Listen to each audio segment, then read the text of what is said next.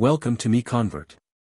In this tutorial, I will show you how to convert BREP files to DXF format, completely free and online.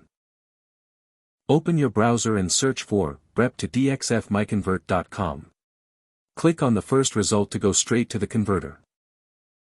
You are now on the BREP to DXF converter page. The interface is clean and easy to use.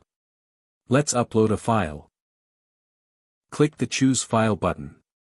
A file picker will open. Select the BREP file you want to convert, then click Open.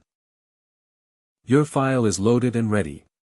You can see the file name, size, and destination format. Click Convert now to start the conversion. The conversion is in progress. You can see the progress bar moving. This usually takes just a few seconds. Done. Your file has been successfully converted. Click Download to save the DXF file to your computer. That's it. Visit MiConvert.com for more free conversion tools. Subscribe for more tutorials. Thanks for watching.